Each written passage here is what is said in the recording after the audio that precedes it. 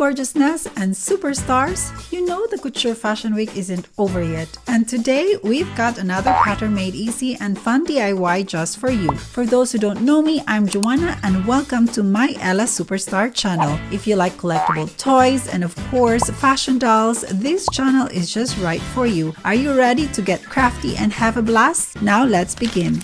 So last week, I asked on Instagram stories what style our Ivory Dolls should wear, and guess what? The amazing The Toy Gems had the coolest idea and she wrote, "The dolls should wear fancy evening gowns." How perfect is that? This fits right now for the Couture Fashion Week.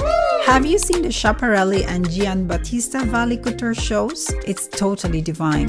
Imagine wide bouffant skirts, layers of tulle, gold metals, crystals, floral prints, and lots of corseted bodices. It's just so much volumes and just perfect for this season. So I'm going to incorporate these styles to our project. Do you still remember our pattern made easy dress bodies? Today I'm going to show you how to use this pattern to create all sorts of fabulous styles. Let's get creative.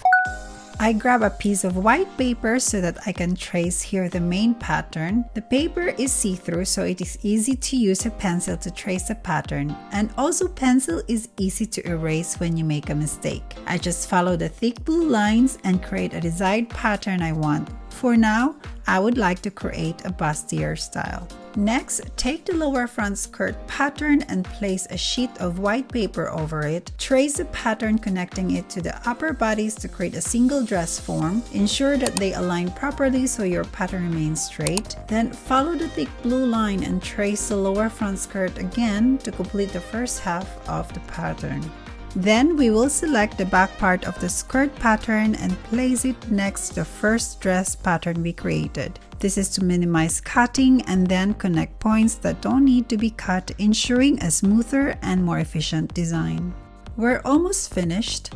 To ensure my patterns are accurate, I use this triangular ruler to keep them straight. It's crucial that the center front is perfectly straight since this is where the fabric folds and the center of the pattern aligns. I also add a 0.5 centimeter seam allowance for ease when sewing. This ensures the pattern fits to your doll's body perfectly.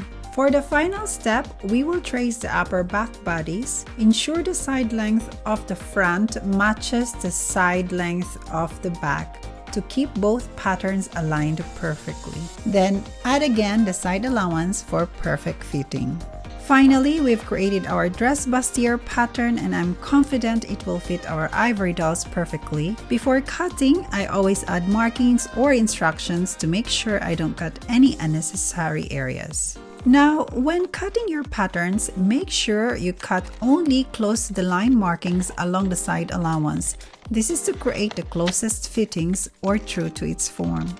As a professional designer, I use a pattern notcher to create small holes for the darts in your pattern. If you don't have a notcher, you can use scissors also to make these notches. This is how the pattern will look like afterwards.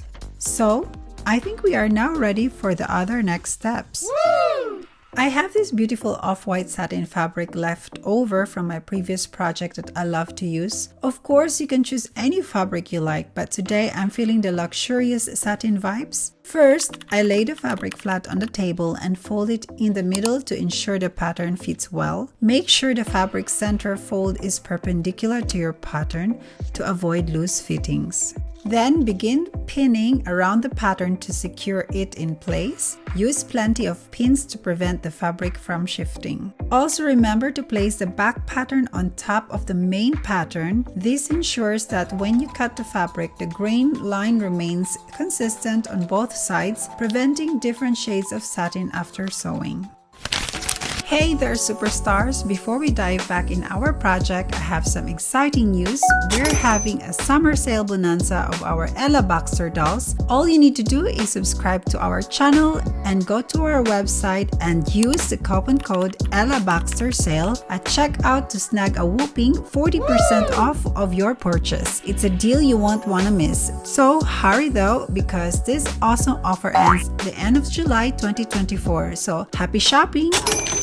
Alright, Let's move on to cutting the fabric according to our patterns. It's important to cut as closely to the pattern as possible to achieve the perfect fit. This precision ensures that when we sew everything together, it will fit beautifully, just like a glove. This step is crucial to bringing our design to life with precision and style. I rely on the Prim Trick marker pen to mark notches and small darts on the pattern. These marks are essential guides for sewing precise and accurate darts, ensuring that our garment fits perfectly and looks professional. Having clear markers on the fabric helps me maintain consistency and achieve the best results in sewing. Finally, we've cut all our fabrics and marked them. Additionally, I've chosen this off-white tulle to serve as the lower skirt for our dress. I love the fine texture of this tulle, perfect for layering. First, I measure from the knees down to the feet with tape measure, and it measures 12 centimeters long. However, I prefer the skirt to be longer, so I cut the tulle to 14 centimeters in length to ensure it's covering her entire feet. Next, I double the measurement to 28 centimeters and cut the tulle accordingly. I cut 2 to 3 layers of this double tulle to create a voluminous skirt effect. This layering will give our dress a beautiful full-bodied look that's perfect for our ivory dolls.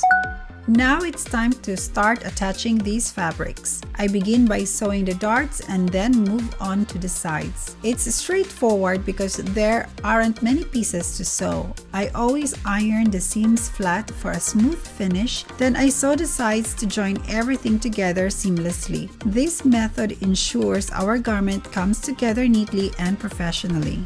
To create the frill effect, I place an extra layer of tulle on the right side of the fabric and adjust it until I'm satisfied with the look. I like to create upward gathers around the bodies to added volume. To keep the tulle in place, I use plenty of pins and sew along the edges to prevent it from slipping. I also iron the folds to maintain their shape. Once the edges are sewn, I trim the excess fabric, making sure to keep the seams neat and tidy.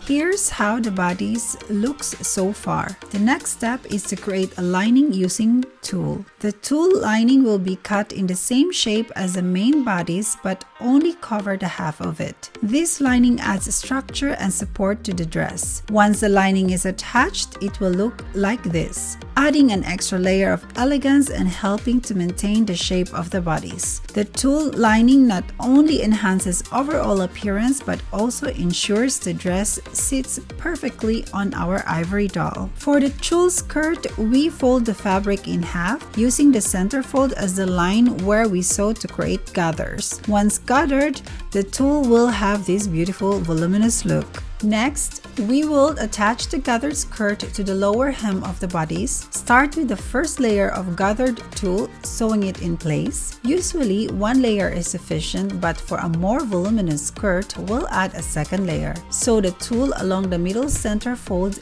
and then fold it over so the stitching is hidden. Attach the second layer around the hem. Once you're satisfied with the volume, top stitch the back of the dress to close it. After that, turn the dress from the wrong side to the right side. Be careful with this step as this dress is made of soft tulle. Tag it gently until you manage to flip it over. This is how the dress will look. I haven't cut the back end of the tulle because I like the trailing effect. It adds a styling touch. The next step is to add buttons for closure. While many designers use metal clasps, I'm opting for a button and thread closure technique, perfect for the couture fashion week. I'll use Swarovski round crystals, each 4 mm in diameter, to create the buttons. For creating the loops, we need to thread a needle and insert it into the fabric, making a loop without pulling it all the way through. It should look like this.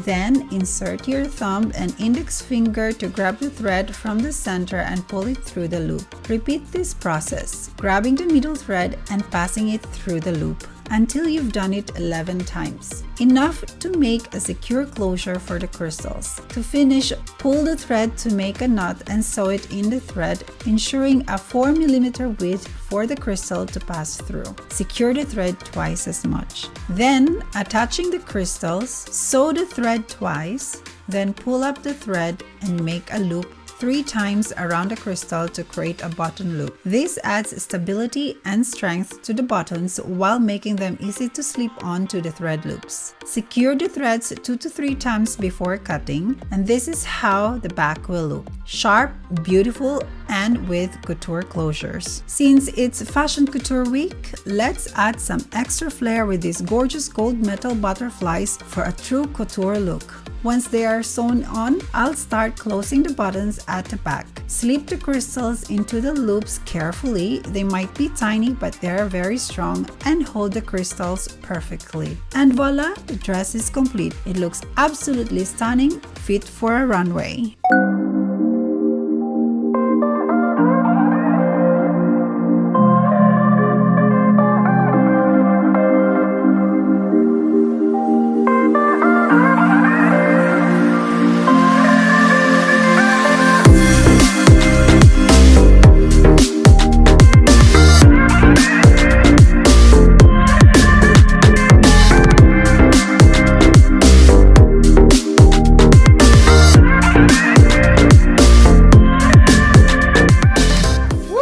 Wow, what a wonderful time we've had together today, gorgeousness.